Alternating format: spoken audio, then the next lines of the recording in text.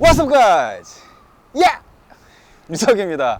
드디어 이 바이크를 여러분들께 소개해 드릴 수가 있어서 너무나 기쁘게 생각하고 흥분되지 않을 수가 없습니다. 바로 오늘 여러분들께 보여드리는 바이크는 탑건2에서 톰 크루즈 형이 멋있게 또 타고 나왔던 그 바이크죠.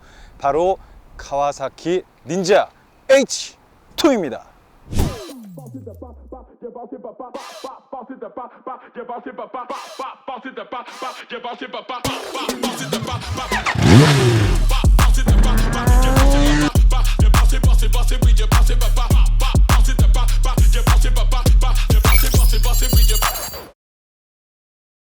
자, 여러분들, 오늘 소개해드리는 이 바이크 정말 어떻게 보면은 그냥 우리 쉽게 말해서 바이크의 끝판왕이라고 그냥 간단하고 그냥 정말 설명할 수 있는 뭐라고요?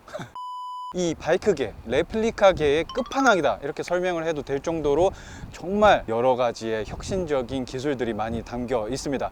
자, 그러면 오늘 이제 스펙편부터 시승편까지 그리고 바이크 ASMR 슈퍼차저의 퓨퓨퓨 소리까지 여러분들한테 꽉꽉 채워서 다 들려드릴 예정이니까 기대 많이 해주시고, 그럼 바로 스펙편으로 들어가 보도록 하겠습니다. 자, 오늘 소개해드리는 이 H2 유일무이한 존재라고 설명을 해도 될 정도로 비교군 자체가 없는 그런 카테고리라고 할 수 있습니다. CC가 비슷한 R1 그리고 BMW 1000RR 그리고 닌자의 10R 이런 것들이 있겠지만 비슷한 1000cc지만 이 바이크에는 슈퍼차저가 달리면서 그냥 비교 자체가 달라집니다. 물론 오늘 소개해드리는 이 바이크는 H2이고 여러분들이 잘 알고 계시는 H2 하면 떠올리는 그 바이크는 H2R이기 때문에 그 바이크로 설명을 드리자면 모토GP 바이크에서 가장 큰 클래스의 바이크 대회에서 개막전이 열리는 로자의 서킷에서 직선 구간에서 모토GP가 350km가 나옵니다. 그리고 여러분들이 시판에서 타고 있는 테날이라고 하는 그 바이크는 257km가 나오거든요. 근데 이 바이크는 무려 모토GP보다 더 빠른 357km가 나왔다고 합니다.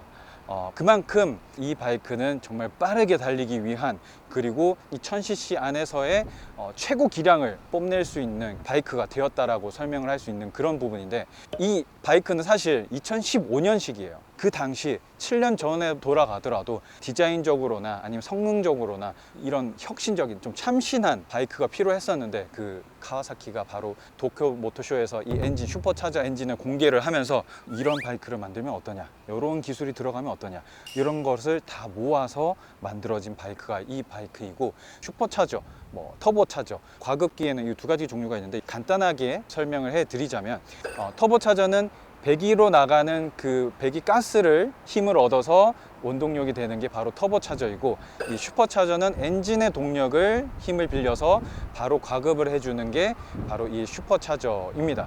아무래도 터보차저는 배기의 흐름이 빨라져야 힘을 얻는다는 것이 있고, 이 슈퍼차저는 엔진 시동 걸릴 때부터 동력을 얻을 수 있기 때문에 저RPM 영역에서도 충분한 힘을 얻을 수 있는 게 슈퍼차저의 큰 장점이라고도 할 수 있는 부분이죠. 슈퍼차저든 터보차저든 흡기의 공기를 압축을 시켜서 밀어 넣는다는 것은 똑같은 원리인데, 이게 무조건 좋은 건 아니에요. 사실 일단 첫 번째로는 무거워지고요, 그 다음에 두 번째로는 복잡해지고요, 세 번째로는 비싸집니다. 상품성 좋은 바이크 혹은 자동차 이런 것을 만들어내야 되는 기업이다 보니까 이런 것들을 고려를 안 할 수가 없는데, 1000cc에서 스로틀만 좀만 당겨도 그냥 들려버리는 그런 바이크가 이미 만들어져 있는데 굳이 거기서 슈퍼차저를 넣어야 하는가, 이런 의문점이 들 수 있는데, 이런 바이크를 우리는 만들 수 있다 라는 것을 좀 표면적으로 드러내기 위한 기술의 결정체가 아닌가, 이런 생각이 또 들고, 또 결정적인 또 단점은 바로 온도입니다. 온도. 공기를 압축을 시키면은 부피가 작아지다 보니까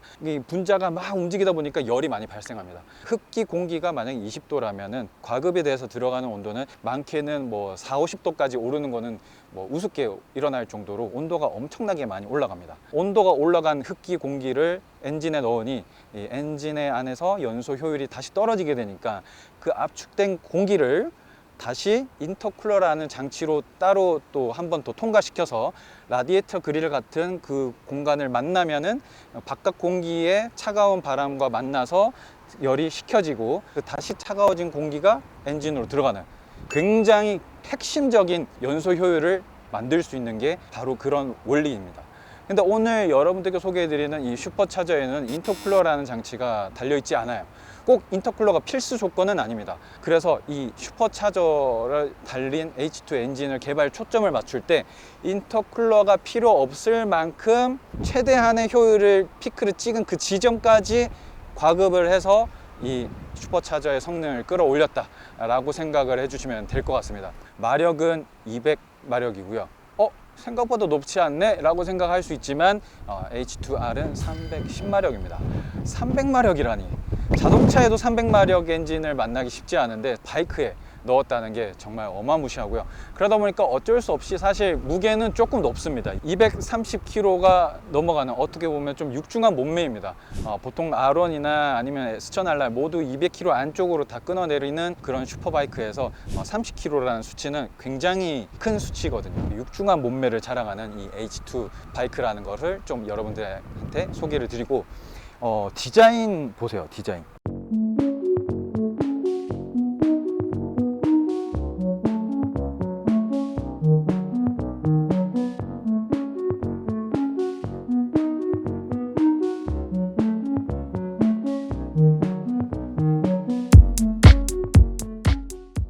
디자인 보세요. 디자인. H2 하면 딱 떠오르는 상징이 바로 이 크롬 도장이잖아요. 이 H2만을 위해서 카와사키에서 또 새롭게 개발한 이 도장은 언뜻 보면은 검은색 같은 느낌이 들면서도 빛을 받으면 굉장히 진한 크롬색을 보이는 게 이 H2만의 매력이고 감성적인 부분이라고 생각을 할 수 있고, 그 다음 소개해 드릴 부분은 프레임입니다. 프레임은 여러분들이 보시다시피 이런 트레일 구조, 일반적인 알루미늄 형상의 프레임이 아니라 이렇게 트레일 구조로 되어 있는데, 일단 알루미늄으로 만들게 되면은 열 발산도 힘들어지고 미묘한 움직임에도 피드백이 너무 많아서 바이크의 움직임에 좀 많이 방해가 된다고 이렇게 판단이 내려져서 이 트레일 구조를 채택을 했다고 합니다.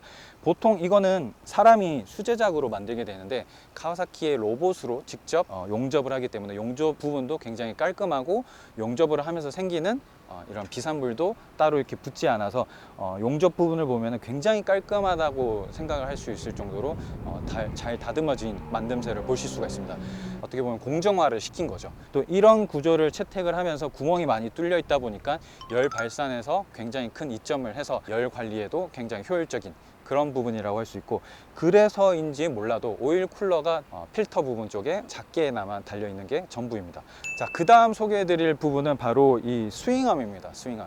카와사키에서 처음으로 이 모노 스윙암을 만들었는데, 이 카와사키의 어떤 좀 상징적인 부분을 더 만들고 싶었다는 것을 이 부분에서 좀 볼 수 있을 것 같고, 또 이 휠 같은 경우에는 이 별 모양으로 굉장히 또 이쁘게 만들어져 있는데, 좀 특이한 건 안쪽에 널링 가공이 되어 있어서 이렇게 X자 모양 혹은 약간 빗금처럼 이렇게 칼질 같은 거를 해놔서 이 타이어와 휠이 딱 그립이 좋게 만들어져 있어요.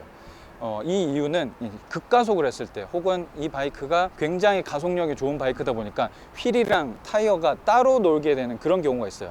휠은 돌려고 하는데 타이어는 아직 안 돌다 보면은 약간 미끌리거나 아니면 여기서 이제 슬립이 생길 수 있는데, 그런 부분을 방지하기 위해서 이 안쪽 휠 안쪽에는 널링 가공이 되어 있어서 타이어랑 휠이 꽉 잡혀 있다 라고 보시면 될 것 같습니다. 또 여기 보시면은 슈퍼차저가 달려 있다고 이렇게 딱.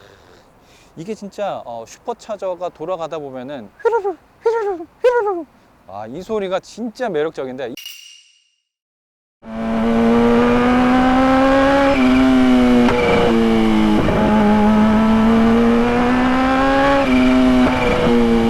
이 부분을 제가 ASMR로 잘 담을 수 있을지 좀 걱정이긴 한데 어떻게든 담아내야죠. 자, 그 다음에 서스펜션은 공기와 유압을 같이 압축시키고 관리하는 방식으로 되어 있어서 굉장히 효율이 좋은 가야바 제품의 서스펜션이 달려 있고, 댐퍼도 전자식 댐퍼 올린즈 사양으로 들어가 있는 것도 하나의 특징이라고 보실 수가 있습니다. 자, 이번에는 여러분들 시트고를 보여드리겠습니다. 이 슈퍼바이크 시트고는 얼마이냐? 825입니다. 825. 제가 타고 있는 R6는 850. 굉장히 높은 축에 속하다 보니까 기준치가 좀 높긴 하지만 820이면 낮지도 않고 높지도 않고 그런 느낌입니다. 이렇게 딱 올라타면은 이 정도 느낌. 다리가 좀 제법 굽혀지는, 그 다음에 안쪽에 시트가 굉장히 좀 좁게 만들어져 있어서 다리가 안으로 많이 오므릴 수 있는 편안한 구조로 되어 있고요. 그 다음에 시트 포지션은 풋패드가 엄청 뒤로 빠져 있지는 않아요. 제가 이제 그 R6나 아니면 R3도 리어 스텝이 많이 되어 있는 그런 상태이다 보니까 그것에 비해서는 좀 가운데 약간 미들에 위치한 느낌이지만 엄청 백스텝의 느낌은 아니라는 점을 좀 말씀을 드리고 싶고, 엄청나게 이렇게 극악의 포지션이라든지 아니면 스트레스가 많이 오는 그런 부분은 아니라고 생각이 되고, 그런 부분들을 한번 좀 타면서 많이 느껴보면 될 것 같습니다. 그러면 탈 때는 이런 느낌, 수그렸을 때는 이런 느낌. 여러분들이 톰 크루즈형의 H2가 과연 어떤 바이크인가 굉장히 많이 궁금해 하셨을 텐데, 스펙 편에서 오래 얘기할 것보다 직접 타면서 어떤 느낌인지 여러분들한테 바로 설명해 드리고, 스펙 편에서 설명 못 드렸던 미션이라든지 아니면 H2랑 H2R이랑 어떤 차이가 있는지에 대해서는 바이크를 타면서 설명을 드리도록 하겠습니다. 그러면은 바로 바이크를 타러 가시죠. 대망의 H2 시승. 오, 토크 보소. 오, 와, 잠깐만, 미리. 와, 잠깐만.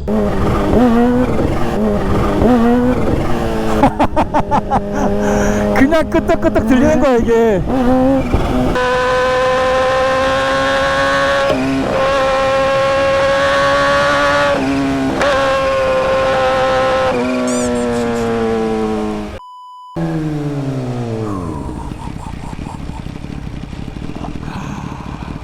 와, 이거는 타면 안 된다.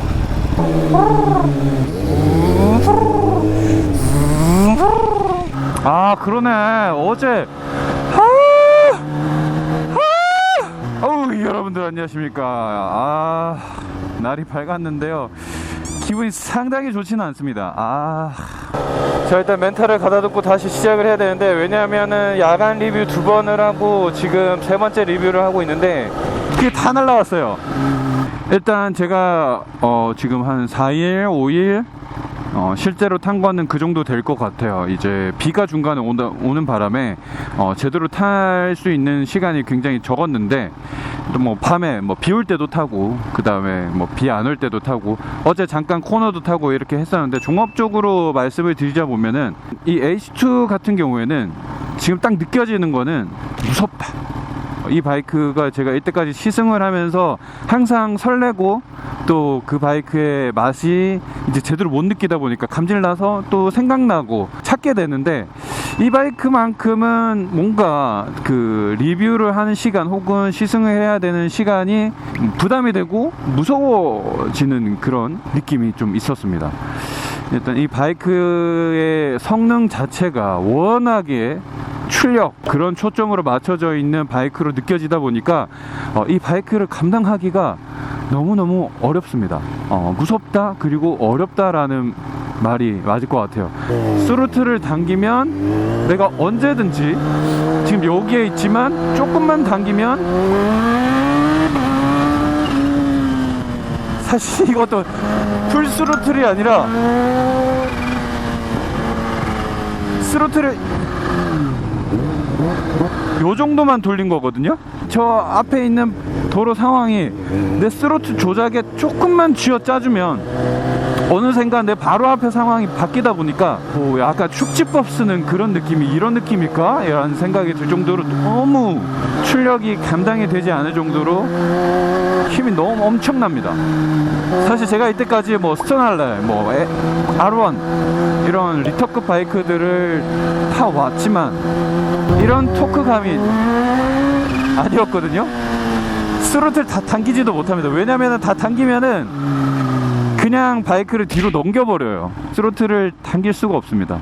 이것도 이제 며칠 타다 보니까 스로틀 이렇게 당기게 된 거지, 그냥 이 정도, 와, 그러다 보니까 이 바이크는 무섭다, 어렵다, 이런 생각이 제일 많이 들어요. 이제 바이크를 계속 다루다 보면은 무게 이동을 굉장히 많이 하게 되는데, 앞뒤 그리고 좌우, 상체를 얼마나 쓸지, 뭐 하체를 얼마나 쓸지, 뭐 이런 것들을 계속해서 다뤄주면서 바이크를 타게 되잖아요. 더군다나 이제 레플리카 바이크 같은 경우에는. 그런데 이 바이크는 제가 어제 코너를 타봤지만 코너를 타는 것 자체가 어려운 건 아니에요. 이 바이크가 뭐 밸런스가 안 좋거나 아니면 코너링에 취약하거나 뭐 그런 바이크인 건 아닌 것 같아요. 뭐 워낙에 이제 코너링이 안 좋다라고 정평이 나 있고 뭐 이런 얘기들이 많지만 사실상 그 코너를 제대로 탈 수 있는 상황도 아니었을 뿐더러 그런 상황에서 이 바이크를 제대로 탔다면 그 정도의 바이크는 절대 아니라고 생각이 되는데, 그런 얘기가 나온 이유를 한번 생각을 해보면은, 일단 이 바이크의 거동이 굉장히 앞뒤의 하중 이동이 심하고 1단에서 스로틀 조금만 섬세하지 못하게 다루면은 이렇게 토크가 튀어나가다 보니까 저 RPM인데 지금 5000 RPM인데도 이렇잖아요. 그러다 보니까 코너 중에서 스로틀을 조작을 해야 된다. 그러면은 너무나 많이 이 스로틀에 집중을 하고 해야 되다 보니까, 안 그래도 할 일이 많은 코너 중에서 이 스로틀 조작에서 너무 많은 신경을 쓰다 보면은 상대적으로 나의 몸 상체 이동, 하중 이동, 요런 거, 브레이크 요런 거에 신경을 많이 못 쓰다 보니 그래서 코너가 너무나 어렵게 느껴졌어요. 그리고 코너 중에 브레이킹을 하게 되면 보통은 앞서스가 눌리면서 노면을 조금 더 지그시 눌러주고, 그 다음에 앞바퀴 선회력이 강해지면서 좀 더 돌아나가고 이런 느낌이 있는 반면에, 이 H2 같은 경우에는 코너 중에 스로틀을 닫거나 혹은 코너 중에 브레이킹을 조금 했을 때 이 거동 자체가 굉장히 좀 거북했어요. 이 바이크에도 요잉이 있다면 그 요잉의 느낌을 좀 받는, 이게 커브 트는 와중에 하중이 눌리니까 뿡뚱 뿡뚱 이런 식으로 눌리는 거예요.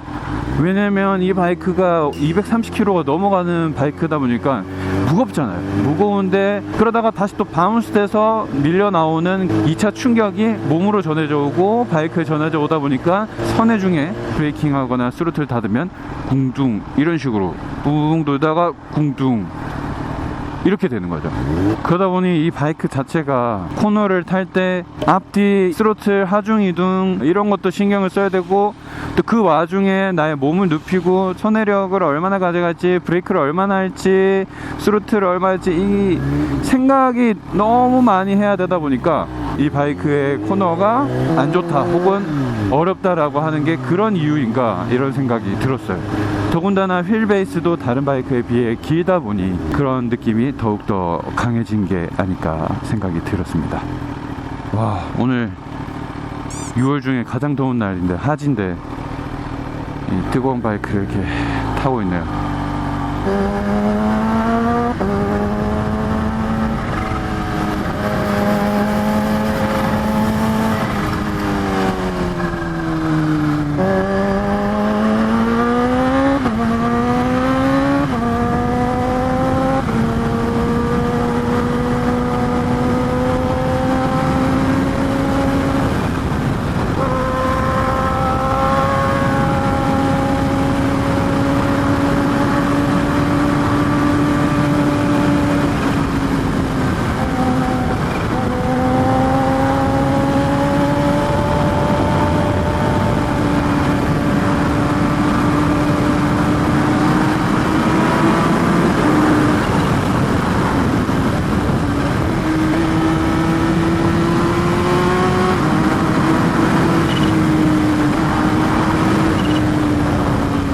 배기 같은 경우에는 단점이라면 단점인데 와류가 생겨요. 와류가 생기면서 등 쪽으로 뜨거운 바람이 그대로 옵니다.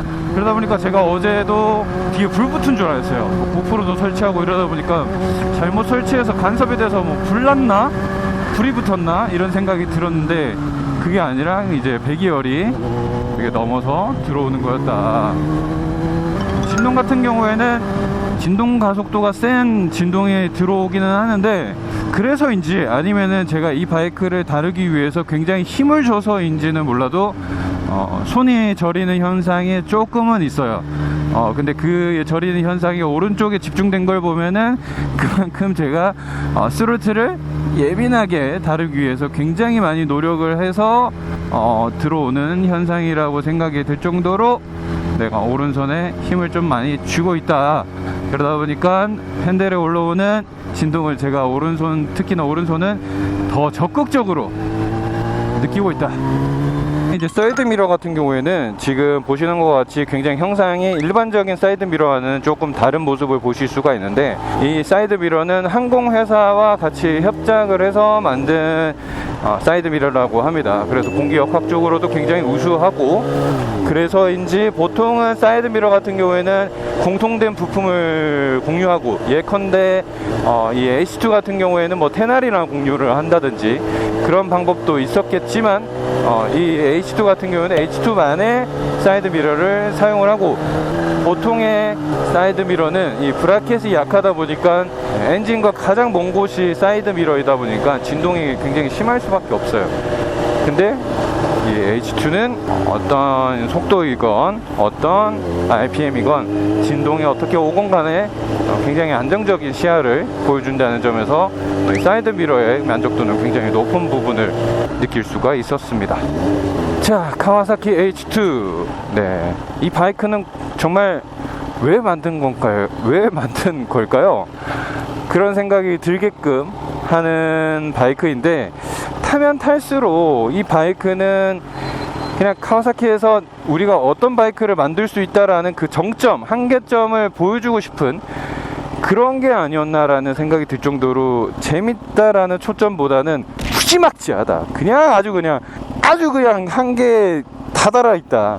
사람이 탈 수만 있는데 잘 탄다고는 안 했다 라고 얘기하는 그런 바이크인 것 같아요. 누구나 타는 바이크가 아니라 정말 그 기량의 정점에 다다른 그 사람의 한계와 바이크가 만들어낼 수 있는 1000cc에서 만들어낼 수 있는 바이크의 한계가 만나면서 어떠한 최대한의 그 역량을 발휘할지를 우리가 보여주고 싶다라는 거를 제시를 한 것 같아요. 우리가 바이크 쪽에서 최대한의 정점, 한계점을 우리가 제시를 했으니 너네도 한번 즐기면서 그 최대한의 인간의 극한을 한번 느끼면서 타봐. 그리고 공도에서 타게도 해줄게 라는 그런 바이크를 만든 게 아닌가 생각이 듭니다.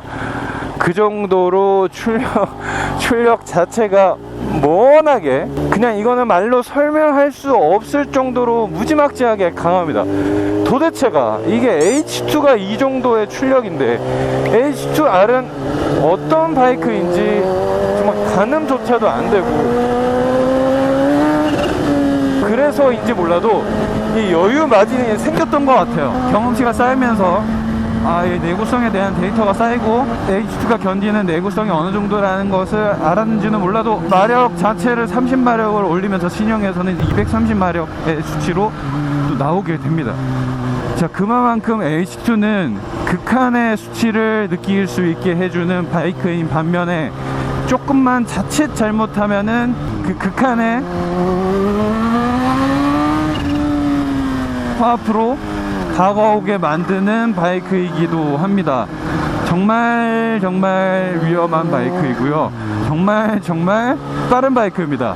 그래서 여러분들이 만약에 H2를 생각을 하고 있다라고 생각을 한다면, 저는 사실 이거 H2 준다고 해도 주면 타는데, 네, 주면 타는데 제가 사고 싶어서 사지는 않을 것 같아요. 왜냐면 제가 이 타는 시간이 즐겁다라는 생각보다는 와 미쳤다, 와 무섭다, 와 이러다가 이런 생각이 더 많이 들었기 때문에 이 바이크는 소유를 하지는 않을 것 같다는 생각이 들었습니다. 네, 어떤 느낌인지 조금 간접적이나마 느껴졌으면 좋겠고요. 네, 이 바이크 지금 시세가 2000 중반대로 구입을 하실 수는 있겠지만, 신차 사는 김에 요거를 사볼까? 바이크의 끝판왕인데 한번 느끼면서 타볼까? 라는 생각으로는 접근을 안 했으면 좋겠습니다. 단언컨대 이 바이크는 인간의 극한을 느끼게 하는 그런 바이크이기 때문에 정말 어려운 바이크라고 저는 그렇게 말씀을 드릴 수 있을 것 같아요. 이 바이크를 타면서 직진 외에는 코너에서 편하게 혹은 좀 코너를 집중하면서 타봤던 시간이 얼마나 있었나라는 생각이 들어요. 그만큼 직선 하나만으로도 어려운 과제를 주는 그런 바이크인 거죠. 네, 종합적으로 말씀을 드리면 이 바이크는 기술적으로 정말 최정점에 다다른 가와사키의 어떤 발표작 이런 느낌이고, 우리가 느낄 수 있는 재밌는 바이크, 펀 바이크의 초점과는 조금 다르다라는 말씀을 드리고 싶습니다. 그러다 보니까 신형에는 좀 더 브레이킹 성능을 더 높여서 나오고, 또 H2R은 클러치판을 하나 더 추가를 해서 더 강한 동력 전달력을 이루어내야 되는 그런 부분도 있었겠죠. 그만큼 출력에서 바퀴까지 넘기는 능력이 중요할 정도로 엔진의 출력이 미친놈이다, 이렇게 설명을 드릴 수 있을 것 같습니다. 긴 시간 동안 촬영했지만 짧은 시간 동안 보여드려서 굉장히 아쉽게 생각을 하고, H2랑 자꾸 안 맞는 것 같아요. 뭔가 카메라가 나가고 레코더가 하나 나가고 또 녹음이 제대로 안 되고 이렇게 계속 보이는데, 타는 내내 그런 생각이 들었던 게 약간 반영이 된 건가 싶기도 합니다. 자, 아무튼 H2 리뷰 정말 야심차게 준비하고 또 야심차게 보여드리고 싶은데 그만큼 보여드리지 못한 것 같아서 개인적으로 너무나 아쉽지만, 그래도 시청해 주시고 또 소중한 시간 저와 함께 해주셔서 너무 감사드립니다. 그러면 저는 또 다음에 다른 시승기로 인사를 드리도록 하겠습니다. 바이!